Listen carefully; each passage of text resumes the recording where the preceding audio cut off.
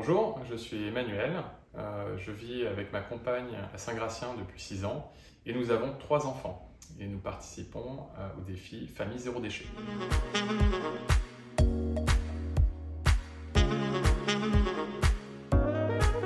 Nous nous sommes engagés dans le défi Zéro Déchet car, comme beaucoup de personnes, nous sommes sensibles au défi du changement climatique et constatons de manière très visible les volumes de déchets que nous créons au sein de notre foyer et dont nous avions l'envie de voir comment nous pouvions réduire cette création de déchets de notre part.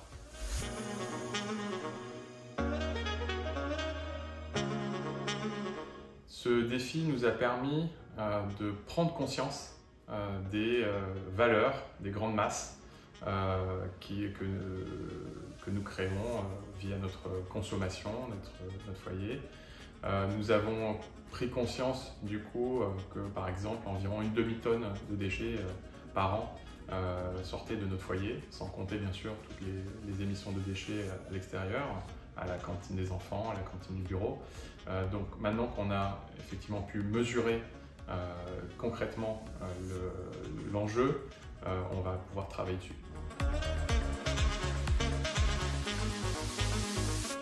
Alors notre objectif pour ce défi n'est pas d'être zéro déchet à proprement dit. Nous souhaitons trouver un équilibre entre la réduction de nos déchets tout en conservant un style de vie qui nous convient.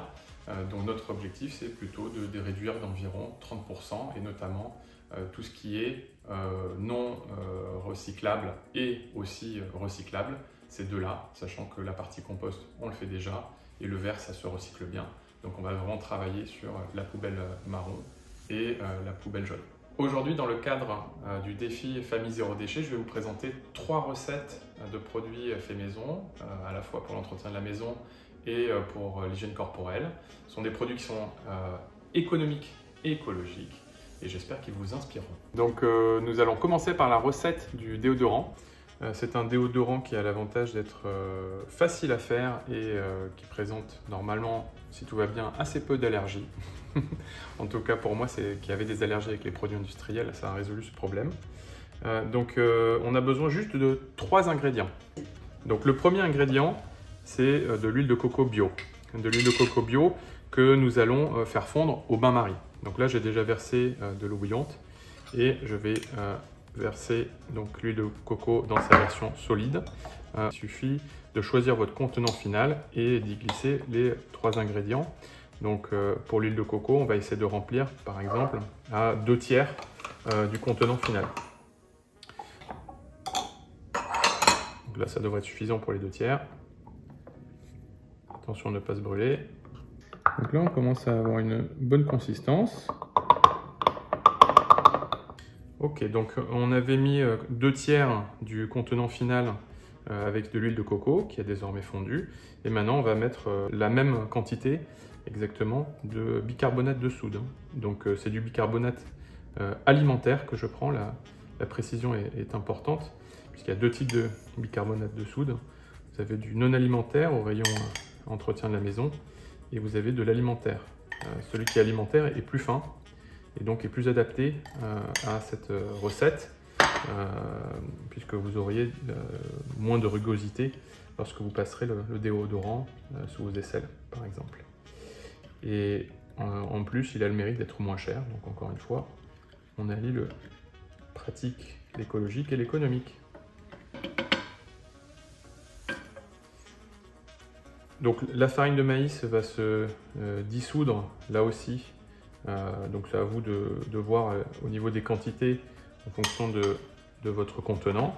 L'objectif est juste de mettre un petit peu de maïzena pour rendre solide le précédent mélange. Voilà, donc quand ça a une couleur assez pâle, ça commence à être exactement le résultat attendu. Et donc pour figer la préparation, quand vous n'avez plus de grumeaux et que les 3 ingrédients ont bien été mélangés ensemble, eh bien, il suffit de 24 heures au réfrigérateur pour avoir le résultat sous forme solide. Donc c'est vraiment la maïzena qui va faire coaguler, entre guillemets, la préparation.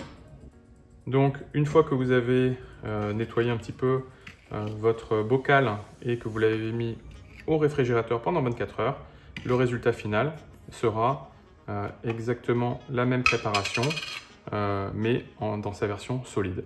Ça sent bon, et pour l'utiliser, je vous conseille de ne pas utiliser vos doigts, mais peut-être, je ne sais pas moi, le manche de votre peigne à cheveux, par exemple, pour aller récupérer de manière propre une petite noisette ou même l'équivalent d'un petit pois que vous pourrez mettre sous chacune de vos aisselles, par exemple. Alors maintenant, nous allons commencer la recette du dentifrice fait maison. Nous voyons ici l'argile blanche sur fine. J'ai mis pour cette recette 6 cuillères à soupe. Je vais la mélanger avec de l'huile de coco que j'ai fait fondre comme tout à l'heure au bain-marie, et je vais mélanger l'équivalent de 1,5 cuillère à café dans ce premier mélange. Voilà, hop, je le mets doucement. Voilà, donc j'ai fini avec l'huile de coco. Oui, l'huile essentielle de menthe poivrée. Donc là, ça se compte en gouttes. Et pour cette recette, je vais mettre 15 gouttes. Alors ça sent très bon déjà, la menthe. Donc évidemment, la menthe, c'est plus pour le côté haleine fraîche. Donc je vais mettre 15 gouttes. Voilà. Donc c'est de l'huile essentielle de menthe bio, bien sûr.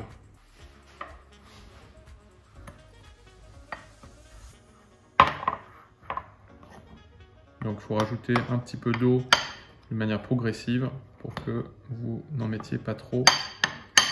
Si jamais vous mettiez trop d'eau, il faudrait rajouter de l'argile.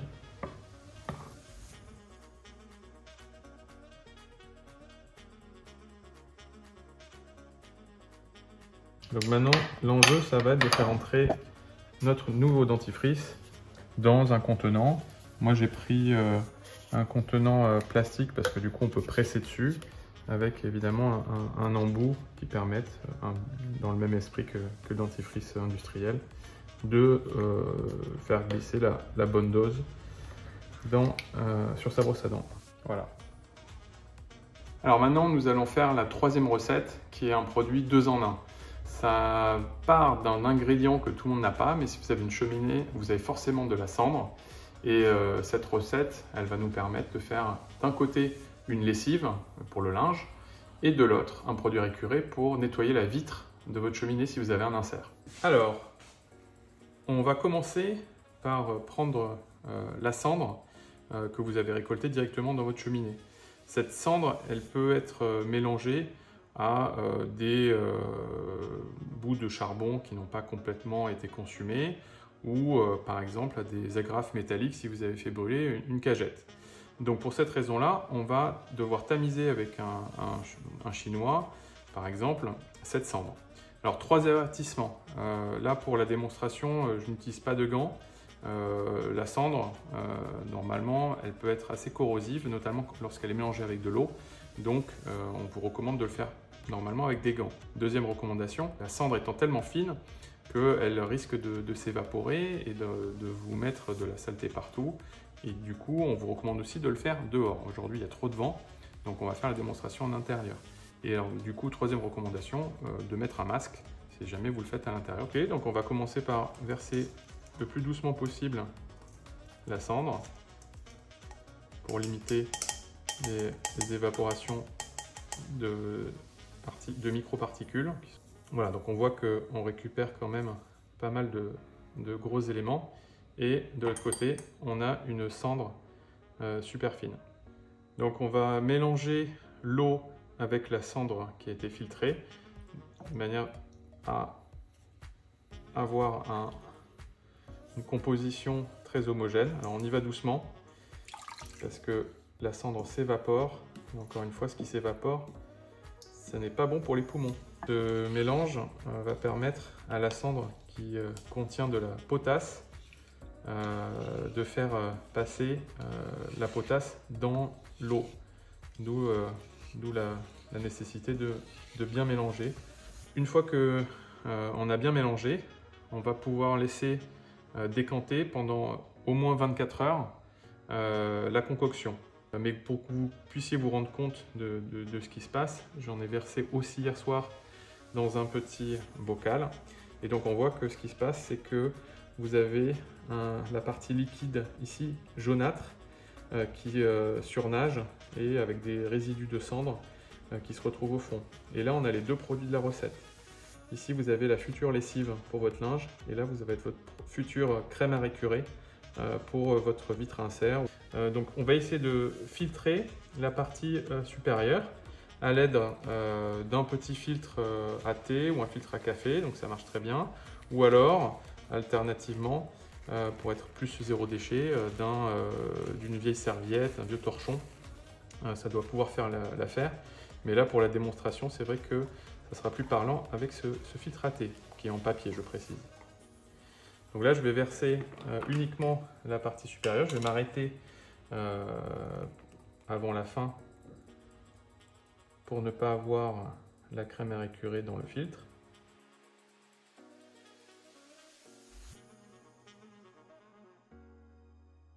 Voilà, on peut s'arrêter là. Et donc, ici, on a notre future lessive. Et ce que je vais faire, c'est que je vais rajouter dans ce liquide, donc qui est plein de potasse, qui est un composant du savon, hein, je vais rajouter des zestes de citron bio. Donc ça, c'est une lessive qui est directement utilisable dans votre lave-linge. Pour du linge qui est sale mais pas trop. Si vous avez des enfants et qu'il y a de la boue, ce n'est pas un produit anti-tache, c'est vraiment un produit pour laver votre linge, le linge de tous les jours. Le deuxième produit qui sera issu du coup de cette séparation, c'est la crème à récurer. Donc moi, ce que je fais pour cette crème à récurer, c'est que je la garde donc dans un bocal et je la mélange avec un petit peu de vinaigre blanc. Donc une fois qu'on a mélangé ces deux produits, cette crème à récurer peut être utilisée directement sur un torchon, un chiffon microfibre pour nettoyer votre insert. Donc pour conclure, deux petites références de livres qui m'ont inspiré pour démarrer dans cette fabrication de produits pour la maison et pour l'hygiène. Alors, fabriquer sa lessive, son dentifrice, etc. de Régine Keva chez Larousse. Et Greenwashing, un petit jeu de mots. Greenwashing, fabriquer ses produits ménagers de Cécile Berg chez La Plage. Donc ce sont deux ouvrages où, bien sûr, vous allez piocher des idées, faire vos propres tests. Chacun doit trouver la recette qui l'arrange par rapport à ses propres besoins et aussi ses propres goûts. Mais ce sont deux ouvrages qui sont très pédagogiques, qui vulgarisent et qui expliquent bien les ingrédients principaux. C'est toujours un petit peu les mêmes. Merci d'avoir regardé cette vidéo. Félicitations d'avoir participé au défi Famille Zéro Déchet. Et n'oubliez pas que le défi continue même après.